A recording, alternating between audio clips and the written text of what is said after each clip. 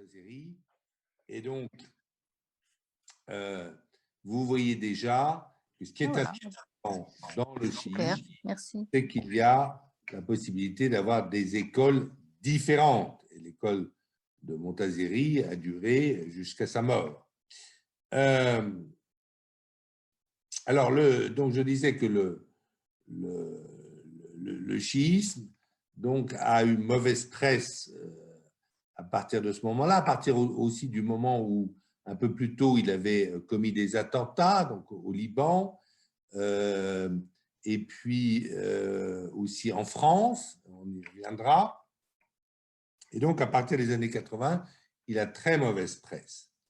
Et cette mauvaise presse est demeurée alors que, en fait, depuis le début du millénaire, le chiisme l'islamisme chiite n'a pas commis d'attentat contre les intérêts occidentaux. Le dernier grand attentat qu'il ait commis, c'est contre un immeuble de la communauté juive à Buenos Aires en 1994. Ça n'a pas été revendiqué, mais le gouvernement argentin considère que c'était fait par le Hezbollah à la demande de l'Iran.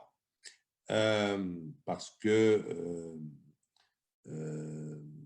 l'Argentine avait changé de politique et avait cessé de livrer des équipements nucléaires à l'Iran.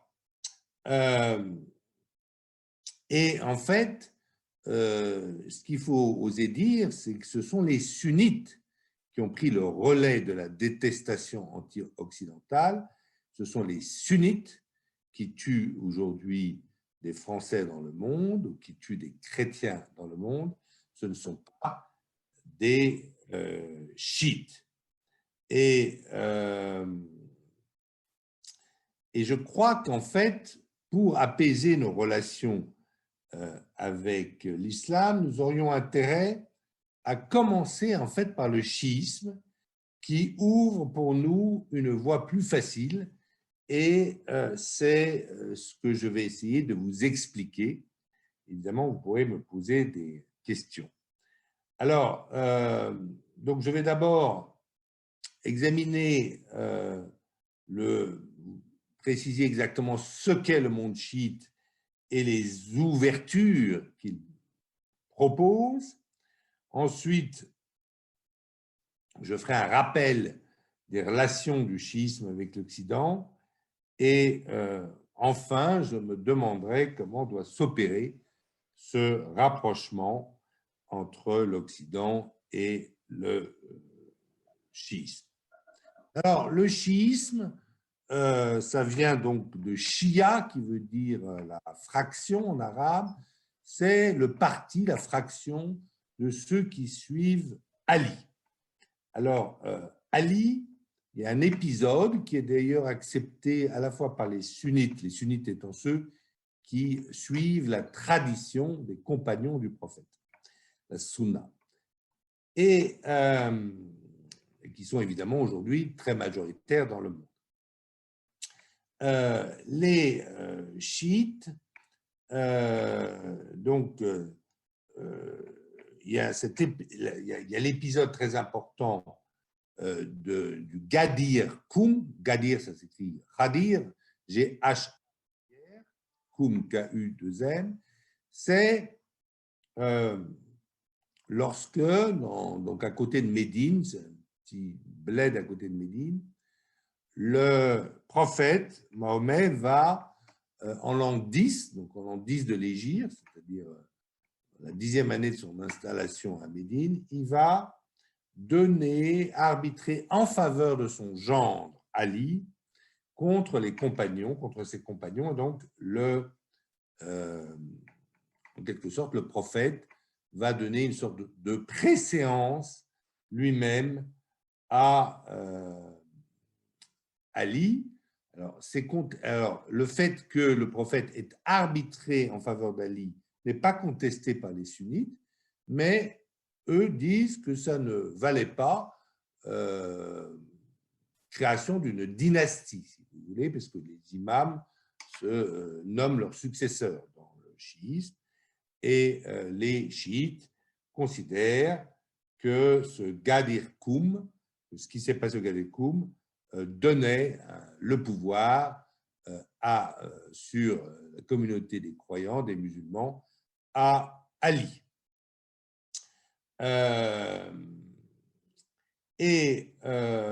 Donc, ça, c'est l'épisode très important. Et à partir de Ali, alors Ali a quand même été le 4e calife de l'islam, et il est aussi, il fait partie des 4 califes rachidoun, les bien conduits, les bien guidés, bon, qui ont tous été assassinés. Hein. En fait, l'islam est très violent, hein. Ça ne se fait pas pacifiquement, même s'ils ont des noms sympathiques, comme rachidoun. Notre ami Ali est aussi le premier imam, parce qu'il va être assassiné par un usurpateur, pas du tout d'ailleurs par quelqu'un du sunnisme, par quelqu'un d'une fraction à l'intérieur de son camp. Et le pouvoir va passer à Hassan et ensuite à Hussein. Mais là, les sunnites, les compagnons du prophète, ne vont pas être d'accord et vont en fait créer une sorte de califat rival qui est le califat des Omeyyades, donc à Damas, toujours la mosquée des Omeyyades à Damas, et ces Omeyyades vont battre le 3e calife, c'est-à-dire Hussein, à la bataille de Kerbala. Ça va être un désastre militaire, il va être massacré. Voilà pourquoi Kerbala est une grande ville religieuse en Irak, et voilà pourquoi aussi vous avez tous les ans cette fête religieuse chiite où les chiites se flagellent. Ils se flagellent en mémoire ils se flagellent jusqu'au sang, en mémoire du martyr de Hussein. Et puis les imams ensuite se sont succédés après Hussein, et jusqu'en ayant le pouvoir de nommer d'ailleurs leurs successeurs. Il y en a certains qui ont été notamment à Mashhad, donc il y a des imams extrêmement révérés à Mashhad, qui est une ville sainte à l'est de l'Iran. C'est un grand pèlerinage à l'intérieur de l'Iran, Mashhad, à cause des imams. Ce qu'il faut bien comprendre, c'est que les chiites adorent, vénèrent leurs imams autant que le prophète. Donc en fait, ils vénèrent, puisqu'ils ont eu 12 imams, ils vénèrent, il y a le prophète, donc ça fait 13 personnes. Mais ce n'est pas du tout comme le sunnisme, où il n'y a que le Mahomet, et surtout Dieu, qui est vénéré. Là, il y a vraiment un culte des imams, comme il y a un culte des saints dans l'Église catholique. Et donc, les grands lieux de pèlerinage de l'islam chiite, eh bien, c'est d'abord Najaf, où a été assassiné Ali, le gendre du prophète, ensuite Kerbala, où a été assassiné Hussein, et puis Mashhad, où ont résidé de nombreux imams, donc chefs de la communauté chiite. D'ailleurs, les chiites s'appellent souvent aussi imamites, parce qu'ils adhèrent à la doctrine de l'imam, de l'imama, c'est-à-dire que c'est un imam qui a le seul lui-même, qui est le chef d'une église et qui a le droit d'interpréter les textes et d'établir la jurisprudence. C'est ça le pouvoir de l'imam, enfin, c'est un pouvoir politique et religieux tout à la fois. Et le problème du chiisme, c'est que le 12e imam est occulté en 874 de notre ère, 874 après Jésus-Christ. Et depuis, donc, c'est lui, il doit revenir comme Mahdi, comme Messie, en quelque sorte. Donc, vous vous souvenez qu'en Irak, par exemple, contre les Américains, s'était levée une armée du Mahdi, c'est-à-dire inspirée par ce 12e imam qui doit revenir et qui est toujours censé régner sur la communauté chiite. Et donc, en l'absence d'un imam, vous pouvez, les différentes écoles d'interprétation religieuse peuvent se donner libre cours puisqu'il n'y a personne au-dessus de vous pour décider quelle est la jurisprudence religieuse. Il n'y a pas de pouvoir divin, parce qu'évidemment les imams sont de pouvoir divin et détiennent leur pouvoir et leur inspiration de Dieu lui-même. Mais autant que c'est mauvais. L'imam chiite ça coupe sans arrêt. Votre connexion Internet est instable. La mienne? Oui. Bon, Frédéric, vous m'entendez? Je ne vous entends pas, Frédéric, oui. Je vous entends très bien, Renaud. Pour ce qui me concerne, la transmission est parfaite. Donc, ah bon, et pour les autres aussi? Levez la main pour ceux que ça, oui, ça marche bien? Ah oui, mais je crois oui, très bien. Je crois qu'il y a nous avons un auditeur qui a des problèmes. Mais... Voilà, ça doit être de son côté que se posent les problèmes. Pour le reste, nous sommes tous… Donc, vous m'entendez bien, tant mieux. Alors. Très bien. Et donc, j'ai une bonne connexion Internet, ce qui est une chance. Et donc,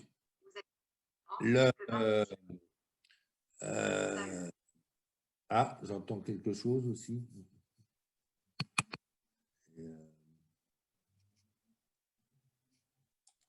Donc,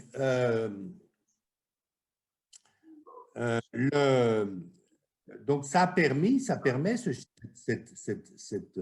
occultation de l'imam, puisque avant l'imam, évidemment, vous n'avez pas de libre interprétation, vous n'avez pas de libre critique, vous n'avez pas de ijtihad. L'ijtihad en arabe, ça veut dire la libre réflexion, l'effort d'interprétation des textes sacrés.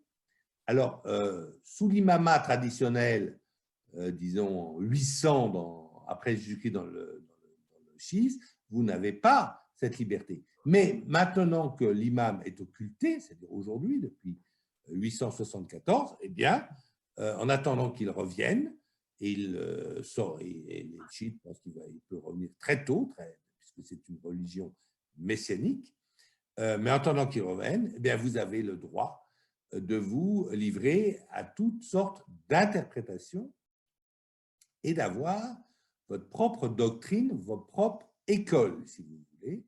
Et donc, vous avez plusieurs écoles, plusieurs ayatollahs, plusieurs savants qui ne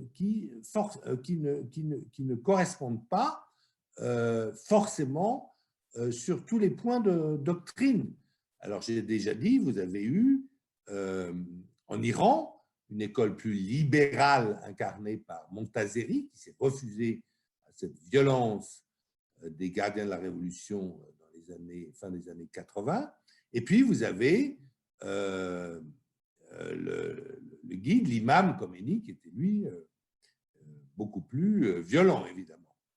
Mais vous avez aussi d'autres doctrines, d'autres grands ayatollahs. Vous avez eu l'ayatollah Fadlallah au Liban, qui a beaucoup compté, qui a fait tout un mouvement représenté aussi par l'imam Moussa Sadar. Quand vous arrivez à Beyrouth, dans la banlieue sud, vous voyez partout des portraits de Moussa Sadar, qui a été assassiné par Kadhafi en 1978, alors qu'il allait rendre visite à Kadhafi, à la demande de Kadhafi. Fadlallah était un imam assez libéral, tout à fait favorable au dialogue des religions. Simplement, il voulait donner du pouvoir, une représentation à ce qu'on appelle les mostadzafin, les déshérités. Vous avez le grand ayatollah Sistani, qui habite à Najaf, en Irak, celui-là même que le pape est allé voir il y a 3 jours, eh bien, qui est sans doute le plus grand ayatollah du chiisme aujourd'hui, le plus vénéré par les chiites du monde entier. Eh bien, Sistani, il n'accepte pas la doctrine mise en place en Iran par l'ayatollah Khomeini, la doctrine du pouvoir iranien, de la constitution iranienne, qui est là le velayat efaqi, c'est-à-dire que c'est le jurisconsulte, c'est le plus savant en religion qui doit gouverner le pays. L'ayatollah Sistani, il considère que ce n'est pas raisonnable et il préconise davantage de séparation entre le politique et le religieux. Et par exemple, le fait que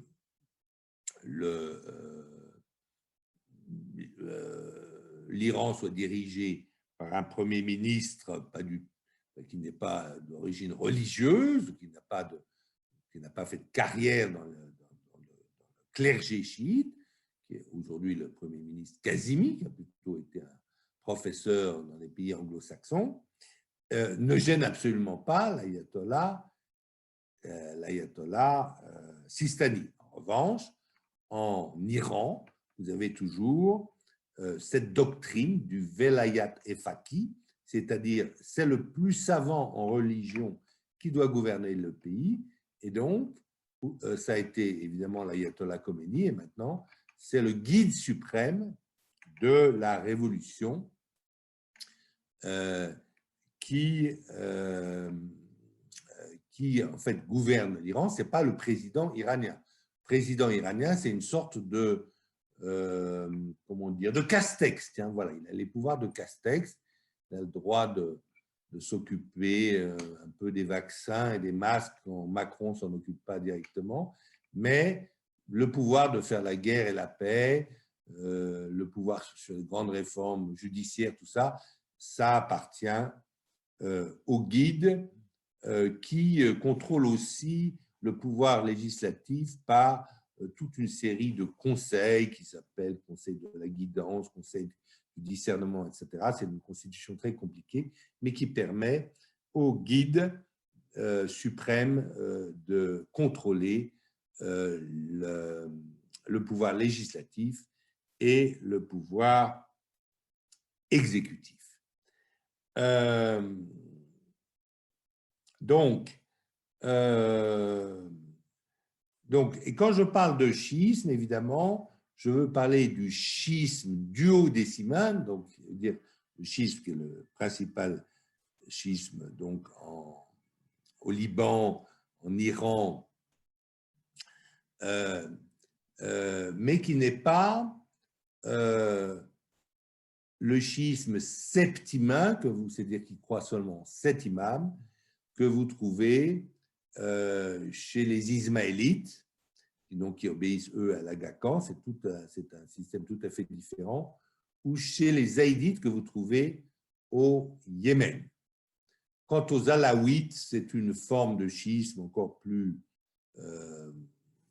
parce que c'est une religion syncrétique et secrète, les Alaouites, et simplement, c'est le président Hafez al-Assad qui, lorsqu'il était contesté par des révolutions et par des troubles intérieurs de frères musulmans de la communauté sunnite syrienne, avait dit, avait accepté que dans la constitution syrienne, il soit écrit que seul un musulman puisse devenir le président de la Syrie. Donc, ça avait été inscrit par Hafez. C'était une concession d'Hafez al-Assad aux révoltés frères musulmans. et il avait été se faire donner une sorte au Liban, par Fadlallah justement, et par l'imam Moussa Saad, une sorte de tampon d'être un bon musulman, et c'est comme ça qu'il a pu rester président de la République syrienne en fonction de la Constitution. Alors, l'Iran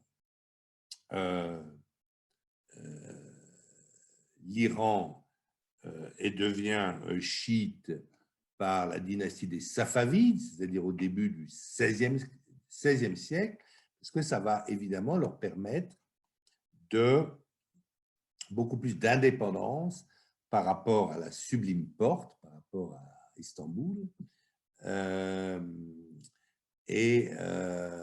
Ça va créer d'ailleurs des affrontements entre les Safavides, entre les Iraniens, les Perses et les Turcs ottomans. Mais à partir du milieu du XVIIe siècle, ils arrêtent de se faire la guerre et il n'y a pas eu de guerre depuis. C'est-à-dire que la frontière entre l'Iran et la Turquie n'a pas bougé depuis le milieu du XVIIe siècle. C'est quelque chose et aujourd'hui, à la fois l'Iran des mollahs et la Turquie de Erdogan, personne ne veut toucher à ce fait qu'il y a la paix aux frontières entre l'Iran chiite et la Turquie sunnite depuis si longtemps. Mais c'est progressivement que dans cet Iran, au départ de la dynastie safavide et des autres dynasties qui viendront après, Qadjar, etc., que les imams du chiisme, que les différents ayatollahs et savants de la religion chiite vont prendre de l'importance petit à petit, progressivement, et notamment, ce seront eux qui seront les principaux défenseurs de la Perse par rapport aux pressions coloniales qui viennent évidemment de l'Empire britannique et de la Russie. Ça y est, avec grand écran. Pardon? Je n'ai pas le grand écran. Est-ce que vous pouvez me voir en grand écran? Excusez-moi, non, il n'y a pas de problème. Je dois arrêter mon… Je pense que Marie… Non, Marie-Christine dit qu'il n'y a pas de problème, finalement. OK, voilà. Donc, j'avais été interrompu, non, mais c'est bon. Alors, donc,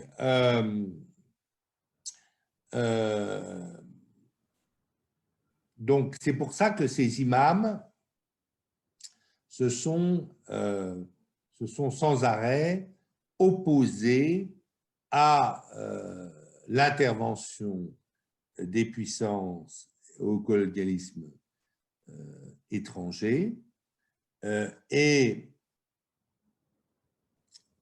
ils n'ont pas du tout trempé ces religieux dans l'éviction, dans le coup d'État contre le Premier ministre Mossadegh, celui qui avait nationalisé le pétrole en 1953, qui était un complot ourdi par les services britanniques et la CIA, avec le jeune Shah d'Iran, contre le Premier ministre légitime Mossadegh, qui n'était pas un religieux, mais qui était soutenu en fait par toute la nation iranienne, perse, qui voulait remettre la main sur son pétrole.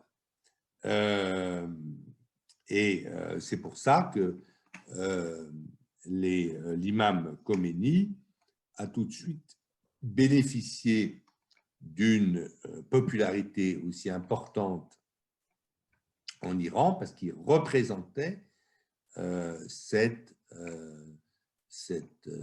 souci de l'indépendance nationale par rapport à un Shah d'Iran qui était vu comme un simple valet des Américains. Alors, le Shah d'Iran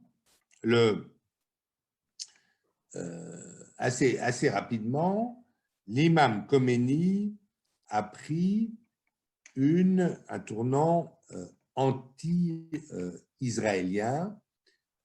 Pourquoi? C'est en fait un ayatollah qui n'accordait pas trop de différence entre le chiisme et le sunnisme.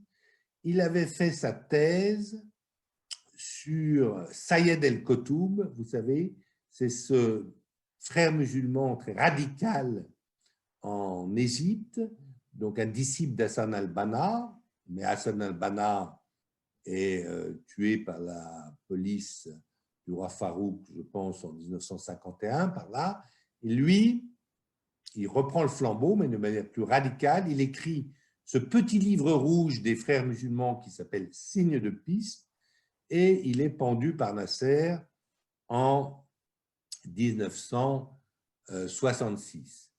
Et en fait, Khomeini a fait sa thèse sur Sayed el-Kotoub, sur ce frère musulman sunnite. Donc, il y a chez lui une proximité intellectuelle avec le sunnisme et avec le succès de sa révolution islamique de 78-79, il va assez vite vouloir prétendre incarner l'ensemble des musulmans alliés contre l'impérialisme et contre la corruption des mœurs occidentales.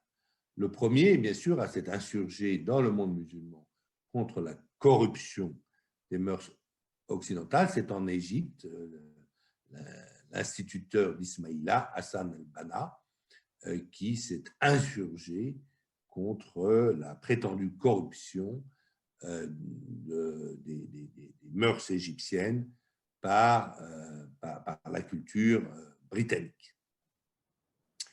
Et donc,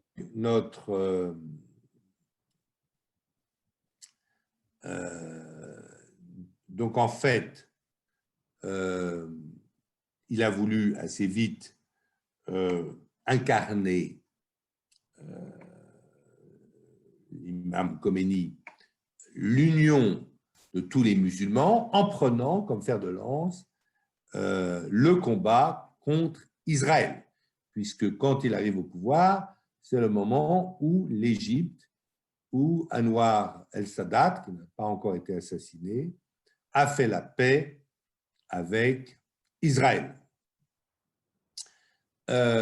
Mais cette prétention de l'imam Khomeini à vouloir unifier tout l'islam va achoper sur, évidemment, la guerre déclarée, enfin, même pas la guerre d'agression de l'Irak de Saddam Hussein contre l'Iran.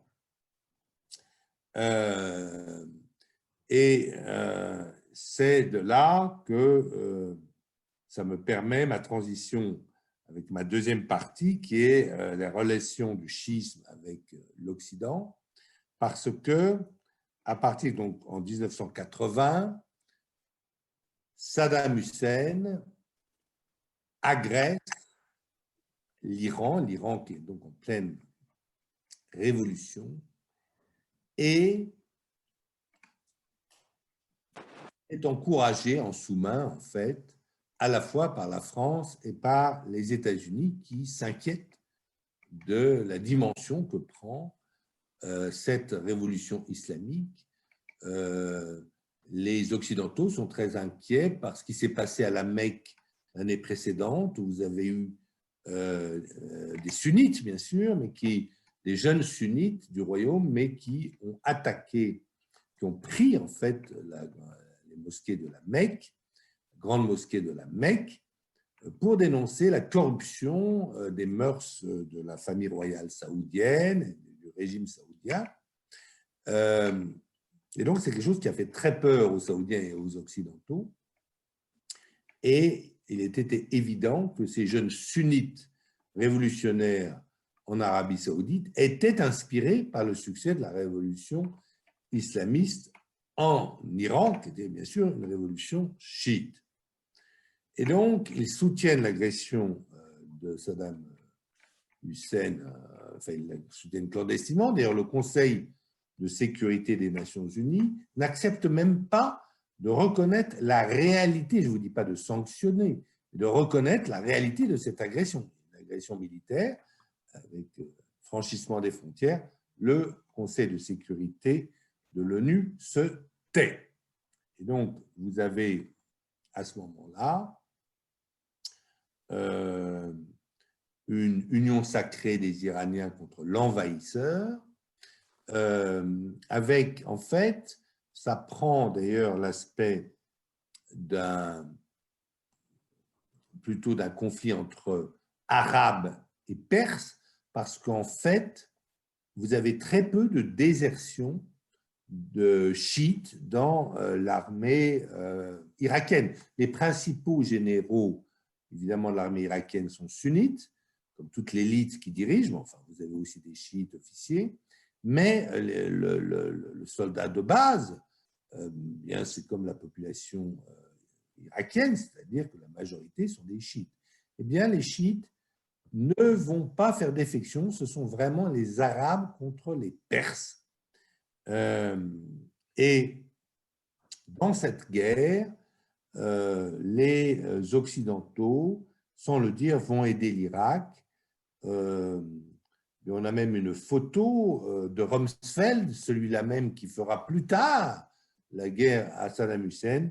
Eh bien, ce Rumsfeld qui vient apporter l'aide des satellites d'observation américains à Saddam Hussein. Et quant aux Français, eh bien, non seulement ils livrent des armes à l'Irak, puisqu'en fait, l'Irak est devenu depuis 1975, depuis une visite de Chirac à Bagdad, l'Arabie saoudite des Français, c'est-à-dire le pays qui va lui garantir aux Français, à la France, son approvisionnement pétrolier, comme l'Amérique à l'Arabie saoudite. Et donc, les Français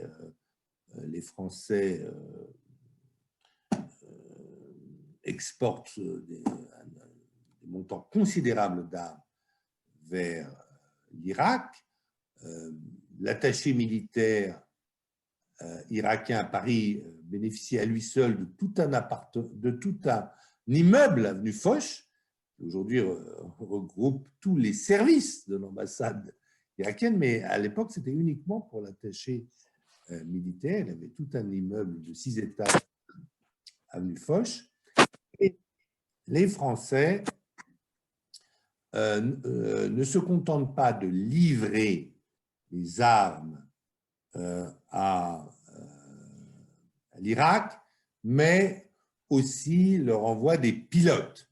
Alors, comme vous êtes des gens intéressés à la chose militaire, je vais vous expliquer la combine qui était pratiquée. On allait dans les unités de l'armée de l'air et on disait à ces jeunes pilotes, qui est-ce qui s'ennuie ici? Qui est-ce qui veut faire la vraie guerre? Moi, monsieur, moi, monsieur. Très bien. Alors, vous allez demander pour convenance personnelle une disponibilité d'1 an à la République française, qui va vous l'accorder, donc vous serez un officier en disponibilité. Et puis, on va vous donner un passeport avec un nom différent. Vous ne vous appelez plus Pierre Dupont, mais Renaud Girard. Et vous allez signer un contrat à Zurich, en Suisse, avec un employeur pour faire vos missions de guerre. Et donc, les succès, évidemment, de l'aviation irakienne contre les Iraniens, eh bien, étaient justifiés par le fait que c'était des pilotes français, notamment, qui, aux commandes de leur super-étendard, bombardaient, par exemple, la raffinerie iranienne d'Abadan. Alors, c'est quelque chose qui n'a pas été bien vécu par les autorités iraniennes. Moi, à l'époque, d'ailleurs, j'étais passé à Téhéran et on voyait dans le ciel les super étendards français qui nous bombardaient, enfin, aux cocardes quand même irakiennes. Et c'est quelque chose qui n'a pas été vécu, bien vécu, et c'est pour ça, en fait, que les Iraniens ont fait du terrorisme anti-français. Ce n'est pas parce qu'on avait refusé, ça ne suffisait pas qu'on ait refusé de leur payer, de rendre le milliard de francs qu'on leur devait parce qu'ils avaient investi dans Eurodif, dans une technologie de sélection des molécules d'uranium, en fait, séparation entre l'uranium 235 et le 238, la solution française. Et puis, quand le régime a changé, ben, les Français ont dit ben non, c'est vrai que normalement les accords sont d'État à État, mais là, on ne va pas continuer à travailler avec vous. Alors, les Iraniens religieux ont dit ben, rendez-nous l'argent qu'on a investi. Et les Français ont refusé. Et donc, mais ce n'est pas pour cela. On a cru à un moment que c'était pour cela que les Iraniens nous avaient fait la guerre avec les prises d'otages au Liban, des journalistes, vous vous souvenez, Kaufman, etc., Carton, et puis aussi, évidemment, les attentats de la rue de Rennes en 1985. Non, c'est parce que c'était un message aux Français. Ben, écoutez, arrêtez de nous bombarder, arrêtez de nous faire la guerre vous-même, si vous voulez qu'on arrête de vous faire la guerre. Voilà ce qui s'est passé à cette époque. Et en 1900, à partir de 1988,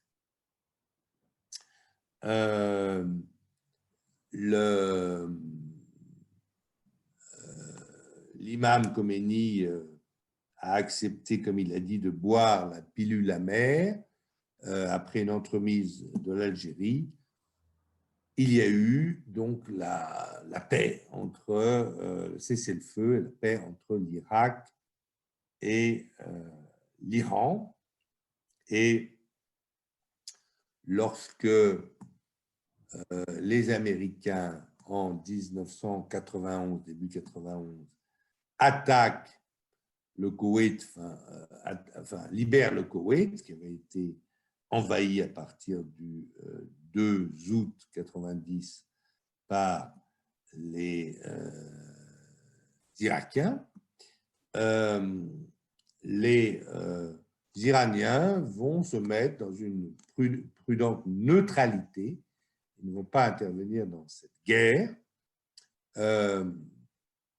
C'est d'ailleurs une des raisons pour lesquelles les réalistes qui sont auprès de George H. Bush, donc c'est Bush 41, ce n'est pas son fils Bush 43, décident de ne pas aller renverser Saddam Hussein à Bagdad, parce qu'ils considèrent, ils ont fait une réunion, comme a raconté Scowcroft, qui était le conseiller national à la sécurité à l'époque, qui a participé à la réunion, qui me l'a raconté plus tard. Eh bien, ils se sont fait une réunion, il y avait aussi le général Powell dans la salle, ils étaient là, 5-6 dans le bureau du président Bush 41, et ils ont considéré deux choses. Premièrement, c'est un pays où il y a des Kurdes, des chiites, des sunnites. C'est un truc qu'on ne sait pas faire. On ne sait pas gérer ça. On considérait, à raison d'ailleurs, ces réalistes qui étaient des hommes autour du président Bush 41. Et la deuxième raison était de dire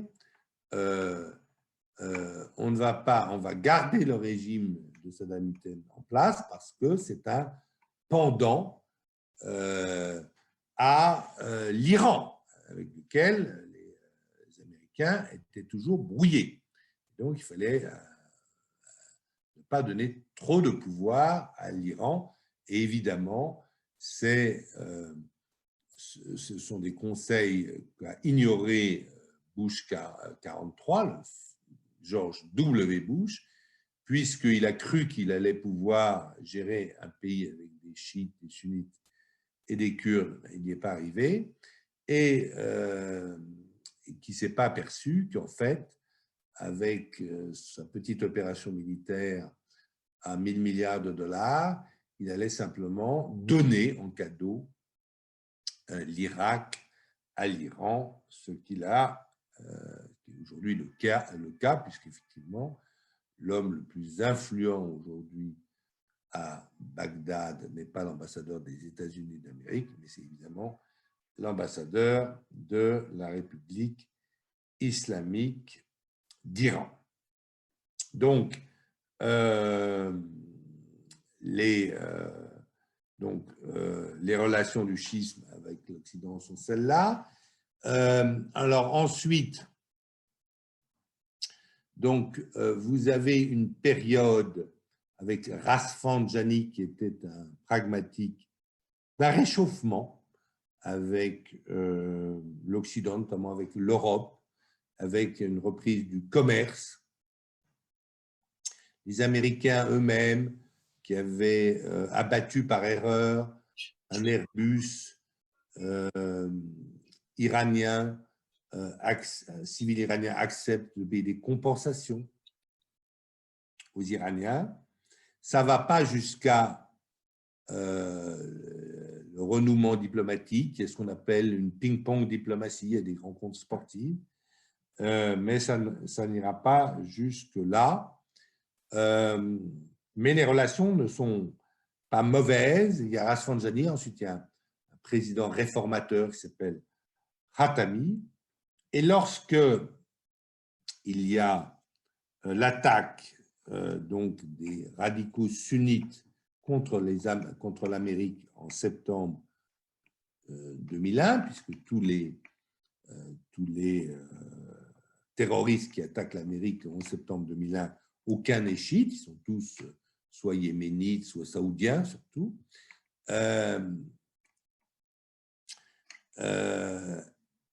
L'Iran propose, apporte son aide en renseignement et en Afghanistan aux Américains. Et l'Iran est d'ailleurs invité à la conférence de Bonn sur l'Afghanistan de décembre 2001 et l'Iran vote toutes les résolutions proposées par les États-Unis. Dans le début de sa guerre en Afghanistan, les Américains ont eu en fait le soutien de l'Iran, de la Russie bien sûr, mais aussi de l'Iran. Et c'est pour ça que les Iraniens et que tout le monde a été extrêmement étonné par le discours du 20 janvier, le discours sur l'état de l'Union prononcé devant le Congrès des États-Unis le 20 janvier 2002 par George W. Bush, donc par Bush 43e président des États-Unis, où il parle d'un axe du mal, où il va trouver donc l'Irak, la Corée du Nord et je ne me souviens plus quel était le troisième de l'axe du mal, Irak, Corée du Nord, mais Iran justement. Voilà. Irak, Iran, Corée du Nord. Et les Iraniens sont très surpris de se retrouver sur cette liste, et alors qu'ils étaient prêts à se rapprocher des États-Unis à la faveur de la diplomatie. Et ensuite, en 2005, après donc l'invasion de l'Irak, qui a un peu fait peur évidemment aux Iraniens, puisqu'elle apparaît au début comme un succès, c'est un peu plus tard qu'arrivera le désastre. Les Iraniens proposent ce qu'on appelle le grand bargain aux États-Unis. La diplomatie du grand bargain avec l'Iran, c'était toujours dire, bon, on discute de tout en même temps. On discute du nucléaire, on discute de notre influence au Liban et dans tous les pays de l'axe chiite, Irak, etc. On discute de l'équilibre régional. On fait une négociation sur tout. C'est ce qu'on appelle la négociation du grand bargain. Mais en fait, l'administration Bush n'accepte pas cette main tendue. Alors, la main tendue va revenir plus tard avec Obama, va revenir 4 ans plus tard. C'est le discours en 2009, en mars, à l'occasion du Nouvel An iranien de Obama, qui propose au peuple et au gouvernement iranien de discuter une main tendue en disant qu'il fallait mettre fin à cette hostilité. Et ça va aboutir, ça va prendre pas mal de temps, mais ça va aboutir aux fameux accords, ce qu'on appelle le JCPOA, fameux accord de dénucléarisation de l'Iran du 14 juillet 2015, où en fait, le deal est le suivant, c'est négocié notamment par Kerry, avec Javad Zarif, le ministre des Affaires étrangères iranien, qui était formé à Berkeley, donc qui parle aussi bien anglais que Kerry. Et le deal est le suivant, vous dénucléarisez, vous renoncez à l'enrichissement de l'uranium et vous acceptez des inspections contraignantes de l'AIEA, de l'Agence internationale de l'énergie atomique. En échange, on supprime toutes les sanctions et vous redevenez une grande puissance commerciale. En fait, le deal ne va pas pouvoir avoir lieu parce que ensuite Trump arrive au pouvoir et bien que ce deal ait été mis dans une résolution du Conseil de sécurité de l'ONU, le deal, Donald Trump se retire du deal. Il peut d'autant plus facilement se retirer du deal que le deal n'a pas fait l'objet d'un traité approuvé, international approuvé par le Sénat, parce qu'évidemment, Obama n'avait pas les 2/3 des sénateurs. Vous savez que pour qu'un traité international soit approuvé, il faut 2/3 des sénateurs, et nous en avons fait, ou en tout cas la majorité absolue des sénateurs, et nous en avons fait, il faut la majorité absolue des sénateurs, pas les 2/3, la majorité absolue, mais nous en avons fait les frais, nous, Français, quand les Américains ont refusé de ratifier le traité de Versailles. Donc voilà où on en est, et nous avons donc aujourd'hui une nouvelle administration américaine qui veut revenir, qui veut opérer ce rapprochement avec l'Iran, c'est-à-dire qui souhaite reprendre la politique d'Obama. Biden était d'ailleurs le vice-président d'Obama, donc il a été complètement associé à cette politique. Et donc, il faut revenir dans l'accord nucléaire. Pour revenir dans l'accord nucléaire, le problème est évidemment à quelles conditions, qui fait le premier pas. Les Américains vont sans doute demander l'abolition de ce qu'on appelle les sunset clauses, c'est-à-dire les clauses de la terminaison de cet accord, en demandant à ce que cet accord soit un accord ad vitam aeternam. Évidemment, ce qui est important, c'est qu'il y ait un accord sur les inspections inopinées de l'AIEA, c'est ce qu'on appelle l'application du protocole additionnel de l'AIEA. Je ne veux pas être trop technique. Je pourrais répondre à vos questions.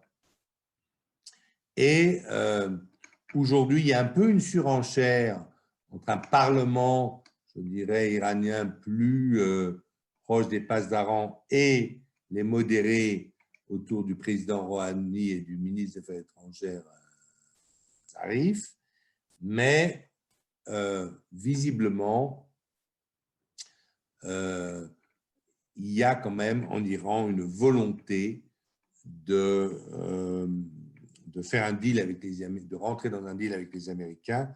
J'en veux pour preuve l'article publié à la une du Financial Times il y a 4 jours, où un type qui s'appelle Mohamed Rezaï, qui avait gouverné pendant 16 ans les pasdarans, les gardiens de la Révolution, a plaidé pour cet accord. Alors, là où les Iraniens estiment qu'effectivement le nucléaire ne leur apporte pas grand-chose, c'est une arme qu'on ne peut pas utiliser, et ils savent très bien que s'ils ont la bombe, s'ils vont au-delà de leur niveau, ils sont un peu, je dirais, au niveau du seuil aujourd'hui, que s'ils ont la bombe, eh bien, immédiatement, l'Arabie saoudite la voudra. D'ailleurs, l'Arabie saoudite a financé la bombe pakistanaise, donc les Pakistanais doivent à l'Arabie saoudite une bombe. Les Égyptiens la voudront, les Émiratis la voudront, et surtout les Turcs, évidemment, la voudront. Et donc, ils n'ont pas intérêt à cette prolifération, et nous non plus. C'est pour ça, d'ailleurs, que nous sommes si opposés à cette prolifération, puisque un jeu nucléaire déjà à 2, c'est très dangereux, comme on l'a vu entre l'Inde et le Pakistan, mais alors un jeu nucléaire à 4, 5, 6, 7, comme on pourrait avoir dans le Golfe Persique, c'est absolument incontrôlable. Alors, il y a aussi tout le problème balistique. Alors, les Occidentaux aimeraient que les Iraniens arrêtent de développer leurs missiles, notamment des missiles capables, évidemment, d'emporter des têtes classiques, mais aussi des têtes nucléaires. Les Iraniens répondent à cela. Ils ont un bon argument. Écoutez, tous les pays que vous armez autour de nous, les Émirats, l'Arabie saoudite, le Qatar, etc., ils ont des flottes d'avions ultramodernes. Nous n'avons pas le moyen, de toute façon, il y a un embargo sur les armes d'avoir des avions modernes, mais au moins, nous avons nos missiles. Et alors, si vous supprimez les avions de bombardement chez nos voisins, peut-être, mais sinon, nous allons garder nos missiles. Alors, sur l'axe chiite, alors c'est sûr que les Américains souhaiteraient que l'Iran renonce à utiliser ses positions en Syrie, au Liban, au Yémen, en Irak. Un des premiers gestes de Biden a été de bombarder des milices chiites irakiennes, iraniennes, mais qui étaient dans le Golan, enfin proche du Golan, qui s'approchaient trop d'Israël. Donc, Biden a fait preuve de fermeté, a montré qu'il ne fallait pas jouer avec lui. Alors, qu'est-ce que peuvent donner les Iraniens? Ils peuvent certainement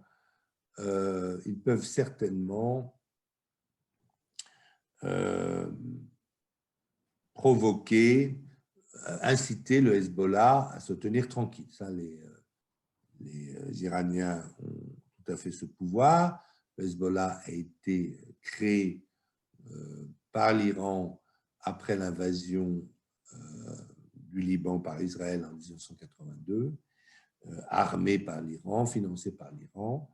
Et puis les dirigeants de Nasrallah, c'est quelqu'un, quand vous allez chez les dirigeants du Hezbollah, comme ça m'est arrivé moi-même au Liban, et bien dans leur salon, vous avez 2 photographies, l'un du guide suprême Khamenei et l'autre de l'imam Khomeini.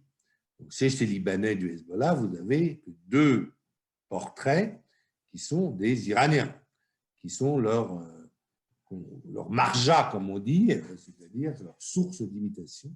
Khamenei est le marja de tous les dirigeants du Hezbollah libanais. Mais l'Iran a fait les moyens de dire voilà, on se calme notamment sur le front sud du Liban avec Israël. Alors, le problème israélien est-il un problème si important que cela? Alors, le problème israélien, israélo-arabe, était cher à l'imam Khomeini parce que, pour les raisons que j'ai dites, par ses études, par son goût pour les frères musulmans et pour Sayed Qutb. En revanche, les dirigeants actuels, pour eux, Israël, c'est quand même très loin. Ce sont aussi des dirigeants qui assument, n'est-ce pas, l'héritage de la Perse. Et il faut savoir que les Perses, dans leur histoire, n'ont jamais fait que libérer les Juifs. Cyrus a libéré les Juifs qui avaient été pris par Nabuchodonosor. Donc, moi, je crois personnellement que l'antagonisme entre les Israéliens et les Iraniens, entre les Juifs et les Perses, est un antagonisme artificiel. Le véritable antagonisme géopolitique dans cette région, c'est évidemment entre les Perses et les Arabes, mais surtout entre l'Iran et la Russie, au nord, historiquement. Et donc, je crois que c'est un faux antagonisme et que cet antagonisme a été utilisé pour des raisons politiques, aussi bien en Iran, par, je l'ai dit, l'ayatollah Khomeini pour soutenir sa prétention à réunir les musulmans du monde entier autour de sa personne et autour de l'Iran. Et c'est un antagonisme artificiel qui a été utilisé très bien par Netanyahou pour dire « Ah, nous sommes sous la menace d'un anéantissement, un deuxième génocide peut se produire du jour au lendemain, et donc nous ne pouvons pas nous occuper du problème et donner des droits aux Palestiniens de nous occuper du problème palestinien. » Moi, je crois personnellement que nous verrons de notre vivant une réconciliation entre les Juifs, les Israéliens et les Perses et les chiites de Perse. Il faut savoir d'ailleurs que si vous voulez ouvrir une synagogue à Téhéran, vous n'aurez aucun problème, hein. Ou ouvrir une église d'ailleurs.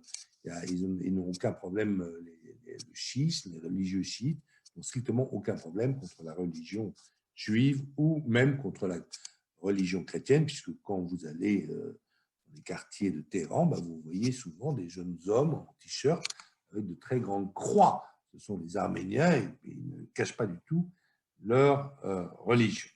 Alors, vous avez beaucoup moins, effectivement, de Juifs, beaucoup sont partis vers Israël, mais ceux qui restent ne sont pas inquiétés et ils ont d'ailleurs droit à un certain nombre de sièges au Parlement.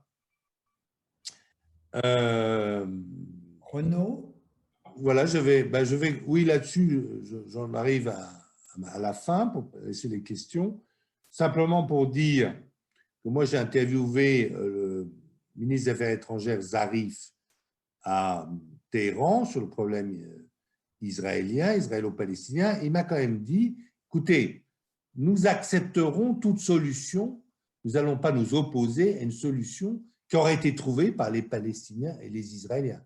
Donc en fait, si d'aventure il y avait un deal entre les Palestiniens et les Israéliens, eh bien le gouvernement iranien l'accepterait. Et donc, c'est en me fondant sur 3 points, là c'est ma conclusion, je dis que nous aurions intérêt à nous rapprocher du monde chiite, et surtout donc du monde iranien. Premier point, c'est que vous avez d'abord une élite, puisque il y a l'égalité des hommes et des femmes, et un enseignement très important, un équipement aussi en Internet très important en Iran, et donc toute l'élite, la jeunesse iranienne est pro-occidentale. Vous pouvez d'ailleurs la rencontrer très facilement dans les cafés quand vous allez en Iran. Je vous recommande tous d'aller faire du tourisme en Iran, c'est très facile, c'est pas cher, c'est très agréable, surtout en cette période de l'année. Et vous verrez que toute la jeunesse est pro-occidentale. Évidemment, il y a le régime, il y a les gens qui ont des intérêts, les pasdarans ont des gros intérêts économiques, mais la jeunesse éduquée est passée par l'université très majoritairement pro-occidentale. Deuxièmement, comme je l'ai expliqué, la religion a des ouvertures, elle n'est pas figée comme le sunnisme qui a mis fin à l'ijtihad au XIe siècle. Et la troisième raison pour faire la paix, c'est que vous avez en chiisme un clergé avec lequel vous pouvez négocier. Ce n'est pas des petites, des différentes mosquées, si vous voulez, certaines radicales, d'autres pas. Il y a une organisation du clergé chiite et je pense que c'est beaucoup plus approcher des chiites avec eux. Voilà les raisons que j'avais. Les chiites, c'est les pieds au Les questions. Excusez-moi, quelqu'un fait des commentaires en arrière-plan. Si pas... Je vois Xavier Pauvel qui demande, mais on ne vous voit pas. Xavier Pauvel, si vous pouvez appuyer sur vidéo. Non. Je vois Bertrand qui demande la parole, mais qui n'a pas de... Oui. En réalité, Renaud, d'abord, merci beaucoup de cet éclairage extrêmement savant et informé, hein, et puis multidimensionnel. Il y a des questions assez nombreuses qui ont été posées dans le chat. Ah oui. Si Guy Trollier a l'usage de son micro, je vais lui laisser la primeur de ses questions parce qu'il a quelques questions assez instrumentales, me semble-t-il, qui reviennent sur des aspects que vous avez pu couvrir et qui sont, de mon point de vue, extrêmement intéressantes. Guy, vous pouvez prendre la parole ou pas? Oui, bien sûr. Vous m'entendez? Oui, oui, tout à fait. Très bien. Merci tout d'abord René Girard pour cet exposé qui nous donne aussi une vision sur le dessous des cartes. Parce qu'effectivement, ce qui est très important souvent, c'est d'aller au-delà de la façade et voir ce qu'il y a derrière. J'ai posé 3 questions, je vais aller rapidement. Vous voulez que je pose et vous répondez question par question ou je... Oui, question par question. D'accord. Alors, la première question, et ça nous touche, je pense, directement en France aujourd'hui avec tout le débat qui tourne autour de l'islam, la loi sur le séparatisme, etc., et qui concerne les sunnites et les chiites s'agissant du Coran.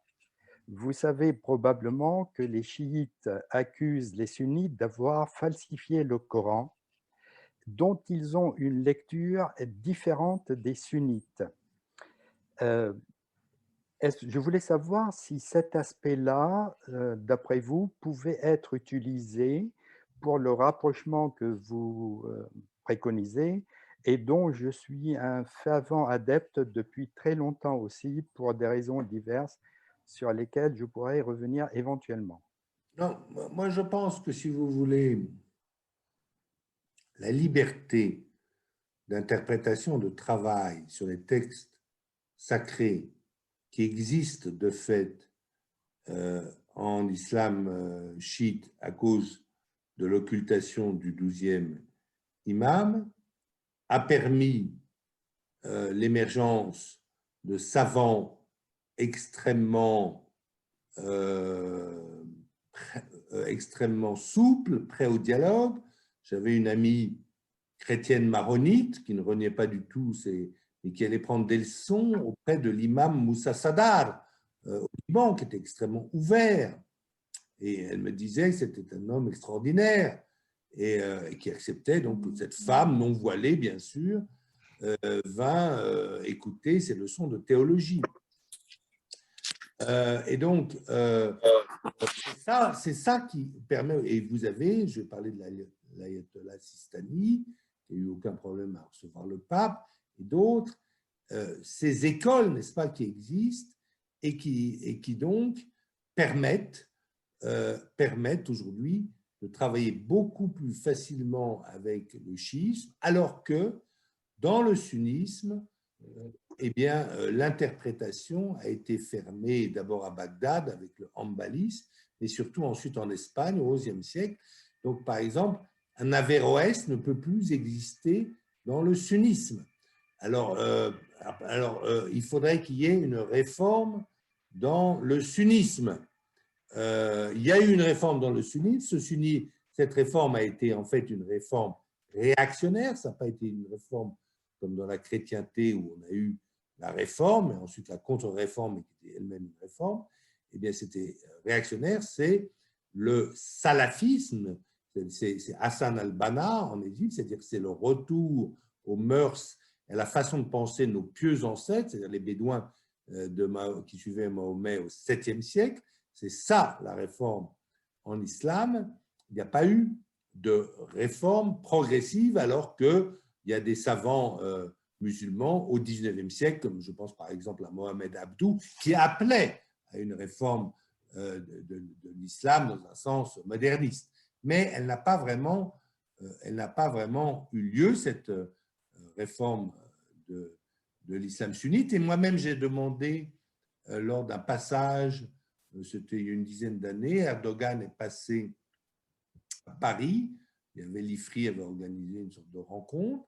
J'ai posé devant tout le monde une question, Monsieur le Président, est-ce que vous estimez que l'islam sunnite devrait avoir une réforme, comme le christianisme a eu sa propre réforme? Il m'a dit, non, monsieur, l'islam sunnite n'a pas besoin de la moindre réforme.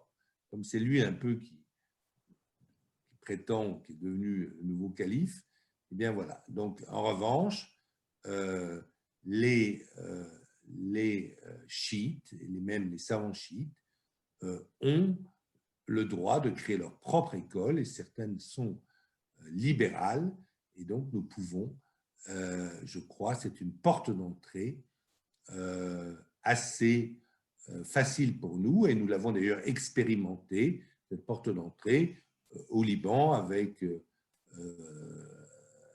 Fadlallah, et puis peut-être, c'est ce que souhaite en tout cas le pape François, avec Sistani en Irak. Deuxième question, Monsieur Trollier. Merci. Si vous permettez, je vais rajouter un complément d'information par rapport à ce que vous venez de dire et ce que vous avez dit avant. En ce qui concerne les 16e et 17e siècles, la dynastie safavide a fait appel à des savants chiites de Jabal Ramel au Liban pour revivifier le chiisme qui était presque disparu à cette époque-là par domination du sunnisme. Je ferme la parenthèse. La deuxième question, elle se situe en droite ligne aussi de ce que vous venez de dire et elle concerne le dialogue interreligieux. À ma connaissance, le dialogue chrétien-chiite est plus facile et plus productif que le dialogue chrétien-sunnite. Ma première question ou sous-question est, est-ce que vous êtes d'accord, vous confirmez cette affirmation? Oui. OK. Et donc, à partir de là, comment on peut utiliser, je ne vais pas dire les ecclésiastiques, mais ce dialogue interreligieux pour construire et renforcer ce rapprochement pour lequel nous sommes de fervents promulgueurs? Eh bien, si il y a un grand bargain. Moi, en 2007, j'avais écrit un éditorial dans le Figaro appelant, mai 2007, la nouvelle administration française, incarnée par Sarkozy, président, et Kouchner, ministre des Affaires étrangères, à être honest broker intermédiaire entre les Iraniens et les Américains. Et j'avais été, donc cet article avait été lu en Iran, j'avais été invité à voir le numéro 3 iranien, le responsable du nucléaire, de la défense et des affaires étrangères, dépendant du guide directement, qui s'appelait Ali Larijani. Il est toujours en politique, c'est le président du Parlement aujourd'hui. Et cet Ali Larijani m'avait dit qu'il était une formation de philosophe, qui a fait sa thèse de philosophie sur Emmanuel Kant, philosophe allemand. Il m'a dit, vous savez, nous sommes beaucoup plus proches de vous chrétiens, nous les chiites, il l'avait lui-même dit, si vous voulez. Et donc, ils en ont conscience.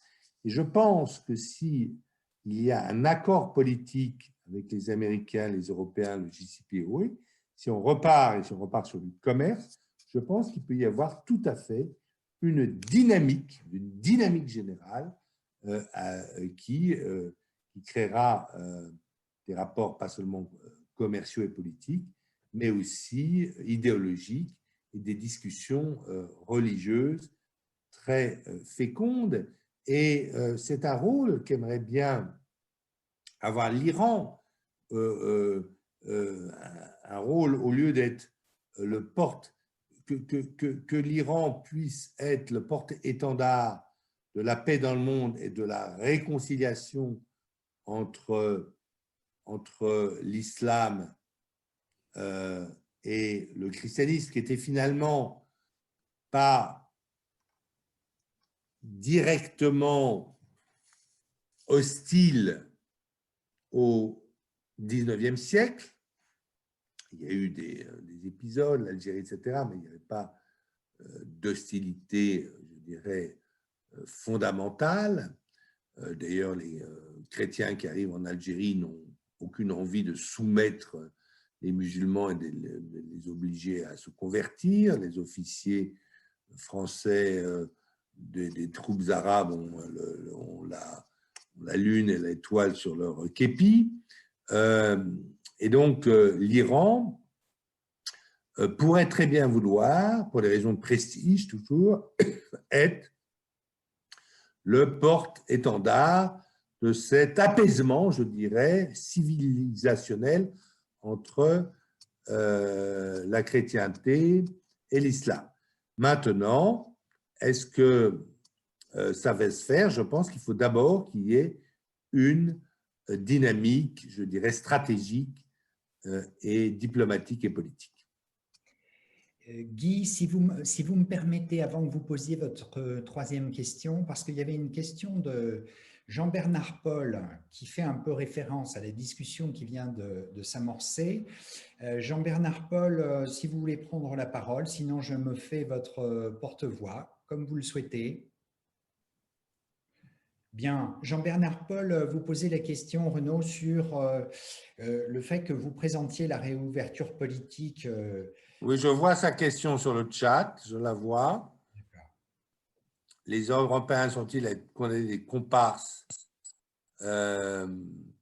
Alors, oui, puisque en fait, les Européens, aujourd'hui, c'est évidemment les Américains qui vont conduire la négociation en chef, puisque les Européens n'ont pas été capables ils étaient tout à fait contre la position de Trump de se retirer du JCPOA, mais ils n'ont pas été capables de continuer eux-mêmes. C'est-à-dire qu'en fait, les entreprises européennes comme Total ou comme Peugeot, qui étaient très présentes en Iran, ont eu tellement peur des sanctions américaines et des sanctions bancaires, si vous voulez, qu'elles se sont d'elles-mêmes, ces entreprises, retirées d'Iran, alors que le gouvernement français les incitait à rester.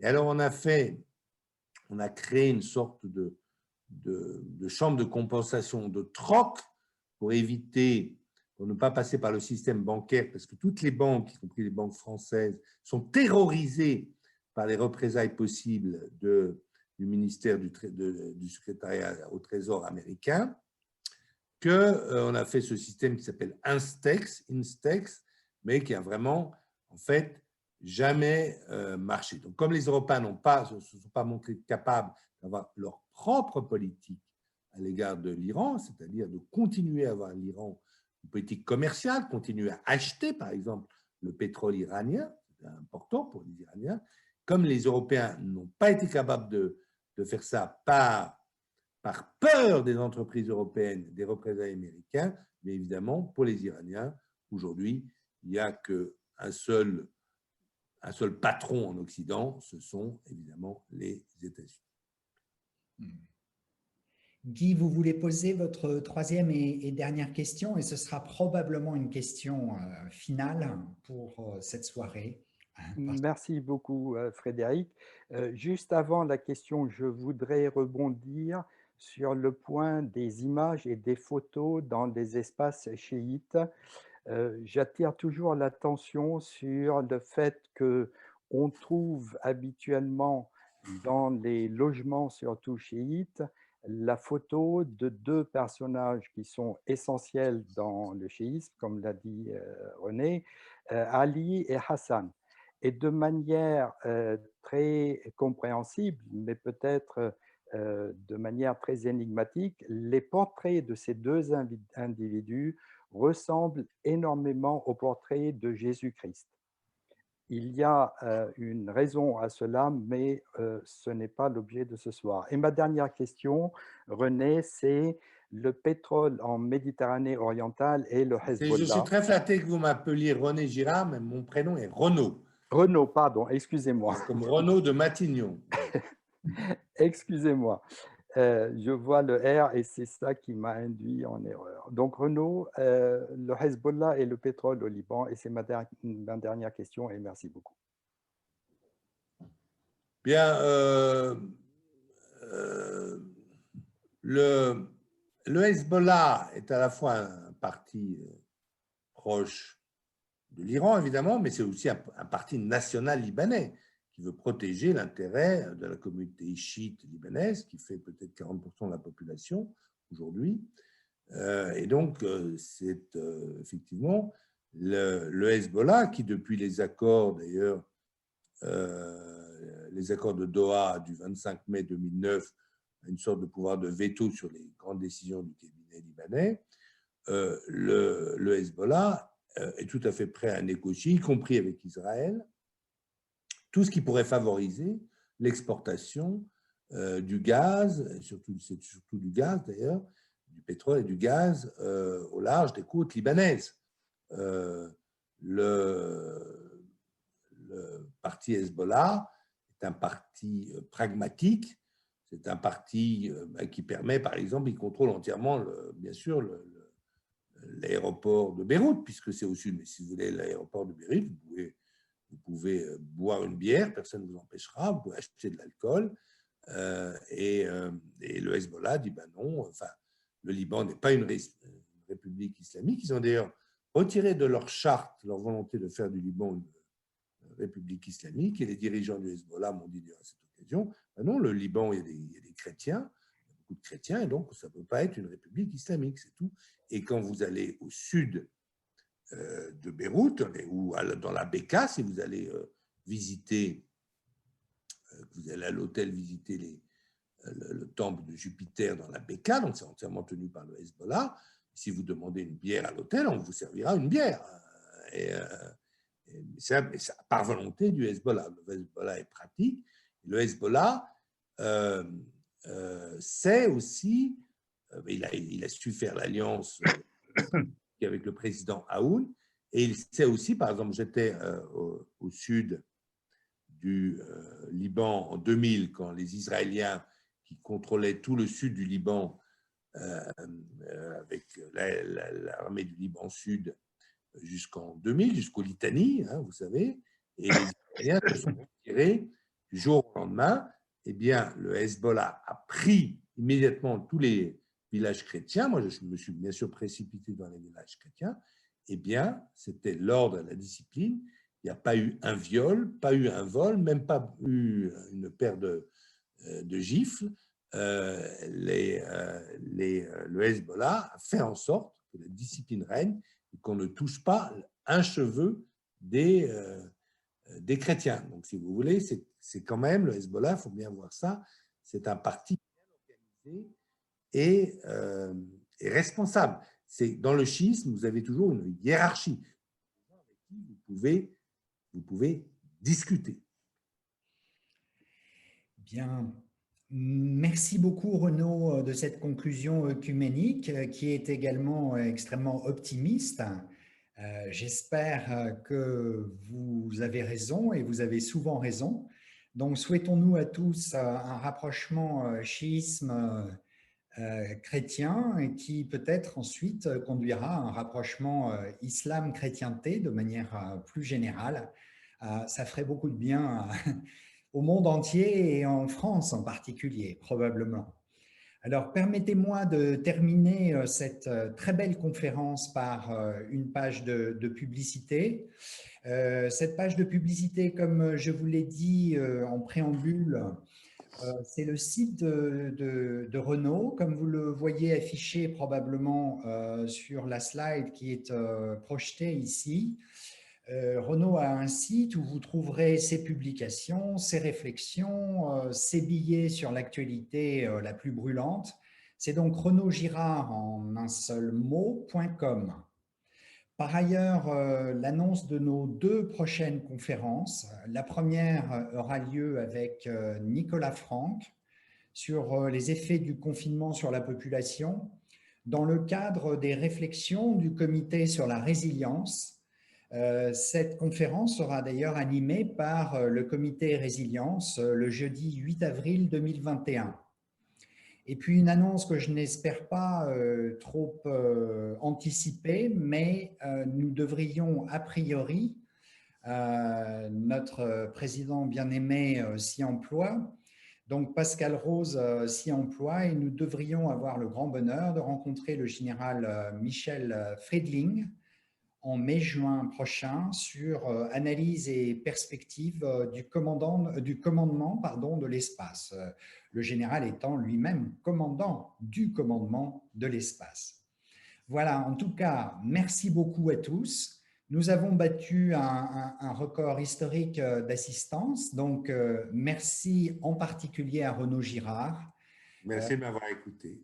De ces éclairages, une fois encore, extrêmement complets et tout à fait vivifiant, revigorant, dans un climat qui l'est un peu moins. Excellente soirée, merci de votre temps et merci de votre générosité, Renaud. Bonne soirée à tous et vive l'IHEDN. Merci beaucoup.